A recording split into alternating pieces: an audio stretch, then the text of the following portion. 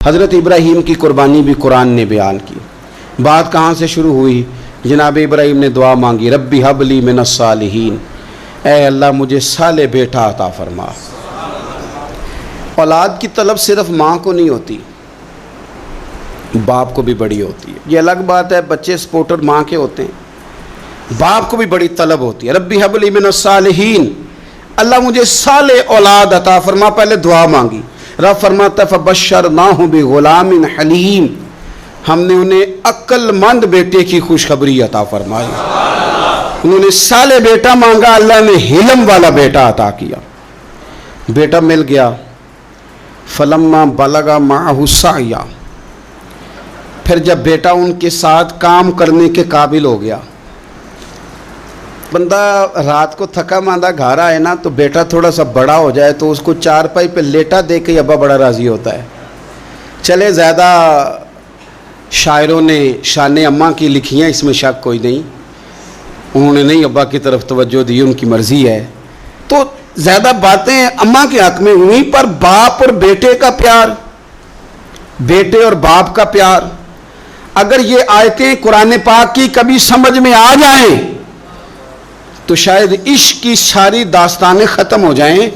بیٹا بھی اپنے باپ سے بڑا ہی پیار کرتا ہے، باپ بھی اپنے بیٹے سے بڑا ہی۔ یہ دعا حضرت ابراہیم نے مانگی، یا اللہ صالح بیٹا دے۔ اللہ نے پھر کہا کہ میں نے خوشخبری دی حلم والے بیٹے کی، فلما بلغ معہ السعی، پھر بیٹا جب ساتھ چلنے کے قابل ہو گیا، قال یا بنی انی اری فی المنام، کہا اے بیٹے میں نے خواب دیکھی ہے، کیا؟ انی اذبحک، میں تجھے ذبح کر رہا ہوں، فانظر ماذا تری، بیٹے تیری رائے کیا ہے؟ میں نے خواب دیکھ لی، میں ذبح کر رہا ہوں، تو اپنی رائے بتا۔ رائے اس لیے نہیں پوچھی کہ اگر وہ کہیں گے نہ ذبح کرو تو نہیں کریں گے، رائے اس لیے پوچھی ہے کہ لوگوں کو پتہ چلے کہ جس پتر کی تربیت حضرت ہاجرہ نے کی ہے اور جس کی رگوں میں حضرت ابراہیم خلیل کا خون ہے اور جس کی پیشانی میں نور محمدی چمکتا ہے صلی اللہ تعالی علیہ وسلم، ان کے خیالات کیا ہیں پتہ چلے۔ اور یہ پوچھا بھی اس لیے تاکہ لوگوں کو سمجھ آ جائے کہ اگر حضرت ابراہیم ذبح کرنے کو تیار تھے تو جناب اسماعیل ذبح ہونے کو تیار، لوگوں کی سمجھ میں بات آ جائے۔ فانظر ماذا تری، تیری کیا رائے ہے؟ قربان جائیں۔ یہ بھی انداز ہے بیٹے کا باپ کے ساتھ۔ یہ نہیں کہا کہ ابا جی ذبح کر دیں آپ، یہ نہیں کہا، قال یا ابت افعل ما تؤمر، کہا ہے ابا جی آپ کریں وہ جس کا آپ کو حکم دیا جا رہا ہے۔ رب جو کہتا ہے نا آپ وہ میرے ساتھ کر دیں، اگر اللہ کہتا ہے ذبح کریں تو ذبح کر دیں، اگر وہ فرماتا ہے اس کے ٹکڑے ٹکڑے کریں تو ٹکڑے ٹکڑے کر دیں، جو رب کہتا ہے وہ کریں۔ مجھے آپ انشاءاللہ صبر کرنے والوں میں سے پائیں گے۔ کریں، میں تیار ہوں، کریں۔ بیٹا ہے، سالوں کے بعد جناب ابراہیم نے دیکھا ہے، اب وہ اس عمر کو پہنچا ہے کہ وہ کام کرنے کے قابل ہوا، ساتھ چلنے کے قابل ہوا، حکم آ گیا۔ دیکھو ایک مشکل وہ ہوتی ہے کہ تبلیغ کرنی ہے، کافروں کو رستے میں مشکل آ گئی۔ ایک مشکل وہ تھی کہ کافروں سے لڑائی کرنی تھی تو رستے میں مشکل ہے۔ یہاں تو کچھ بھی نہیں، بیٹھے بٹھائے رب نے کہہ دیا کرو بیٹا ذبح۔ سمجھ آتی ہے کہ یاری تیری سونا ہے پر ازمائشاں بھی تیریاں اگ، اے سونا پرکھیا جامدہ ہی پہلو نال لگان دے لگ۔ وہ اپنے پیاروں کو نہ بیٹھے بٹھائے بھی امتحان لے لیتا ہے۔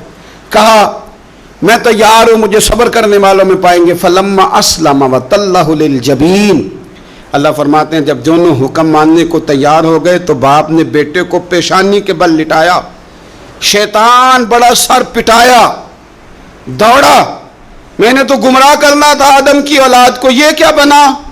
اللہ کی رضا کے لیے بیٹا تک قربان کرنے کو تیار ہو گئے، دوڑ کے جناب ہاجرہ کے پاس گیا۔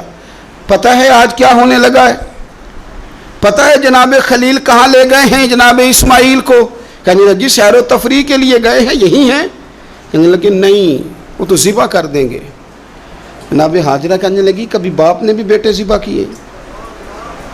کہ ان کا گمان ہے کہ رب کا حکم آیا ہے۔ فرمانے لگی تم مردود شیطان ہے، اللہ کے نبی کا گمان نہیں ہوتا، رب کے نبی کو وحی آیا کرتی ہے، دوڑ جا ادھر سے۔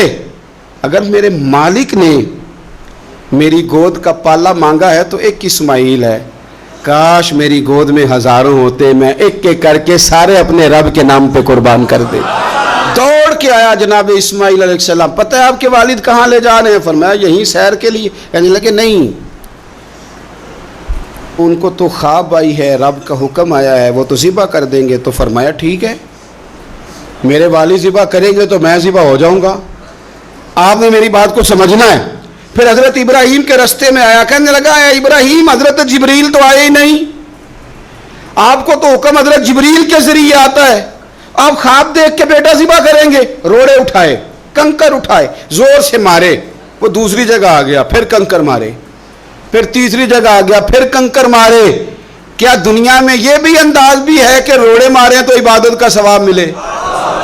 آپ میری بات کو سمجھنا یار، روڑے مارو، روڑے کون مارے؟ حاجی صاحب مارے، ایک دفعہ مارے، کہا نہیں 3 دفعہ مارو، 3 دن مارو، آؤ روڑے مارو۔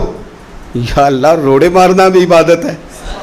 پتھر مارے، کنکر مارے، فرمایا مارو نا، تمہیں پتہ نہیں نا کہ وہ ذائقہ کتنا ہے جب میرے خلیل نے میری خاطر روڑے مارے تھے، میری خاطر روڑے مارنا بھی عبادت قرار دے دیا۔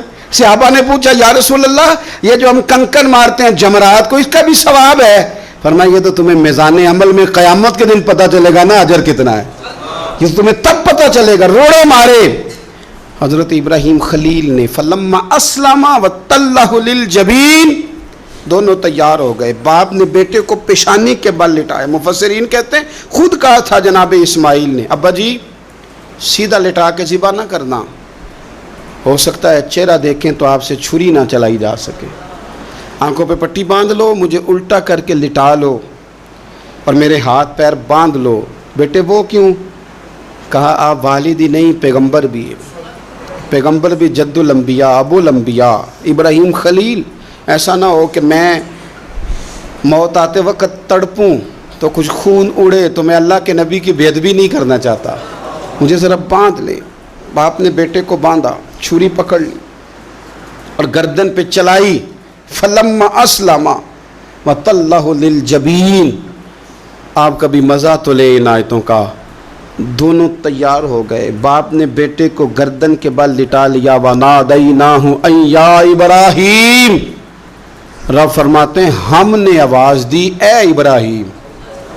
آپ کبھی دیکھیں کوئی بندہ کام کر رہا ہو تو پیچھے سے کوئی دیکھنے والا آواز، او ٹھہرنا ٹھہرنا ٹھہرنا، ذرا مزہ لے، وَنَادَيْنَاهُ أَن يَا إِبْرَاهِيمُ، اللہ فرماتے ہیں ہم نے آواز دی اے ابراہیم، قد صدقت الرؤیا، آپ نے تو خواب سچ کر دکھایا ہے، اے ابراہیم آپ نے تو خواب سچ کر دکھایا، اِنَّ كَذَلِكَ نَجْزِي الْمُحْسِنِينَ، ہم اسی طرح نیکوں کو بدلہ دیتے ہیں، اِنَّ هَذَا لَهُوَ الْبَلَاءُ الْمُبِينُ، بے شک یہ بڑی آزمائش تھی، بے شک یہ کھلی آزمائش تھی۔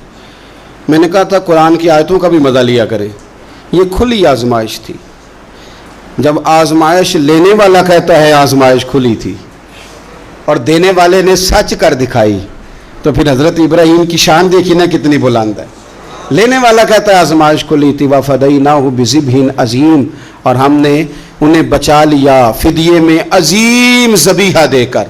اللہ نے نا پھر دمبا بھیجا جنت سے، حضرت ابراہیم نے چھری چلا دی تھی، روکی کوئی نہیں، چھری چلا دی، اور جب بری طرح ذبح ہو گیا تو آنکھیں کھولی تو آپ نے دیکھا کہ نیچے دمبا ذبح ہوا پڑا ہے اور جناب اسماعیل دور کھڑے مسکرا رہے ہیں۔ تو حضرت ابراہیم کی زبان سے نکلا اللہ اکبر، اللہ اکبر، آپ کی بات سن کے جناب اسماعیل بھی پکارے اللہ اکبر، اللہ اکبر۔ یہ لفظ سنے تو حضرت جبریل بولے، کہنے لگے لا الہ الا اللہ واللہ اکبر۔ جب انہوں نے یہ کہا تو حضرت سیدنا ابراہیم پھر بولے، کہنے لگے اللہ اکبر وللہ الحمد۔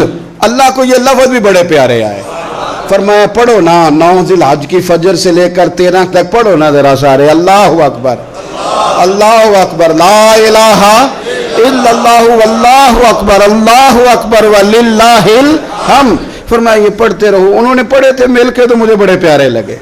فرمایا ہم نے انہیں بچا لیا ایک فدیہ، عظیم فدیہ دے کے، وَتَرَكْنَا عَلَيْهِ فِي الْآخِرِينَ، اور ہم نے ان کے ذکر کو چھوڑا ہے آنے والوں کے لیے۔ کیا لفظ ہے قرآن کے، कुर्बान होने को दिल करता है।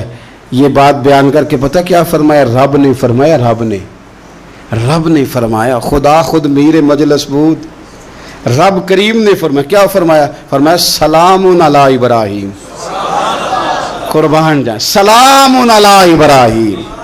क्या बात कहाँ खत्म हो रही है, कहाँ पहुंच रही? क्या अंदाज? सलामुन अला इब्राहीम, सलामुन अला इब्राहीम, फरमाया सलाम हो इब्राहीम पर, सलाम हो इब्राहीम पर, सलाम हो।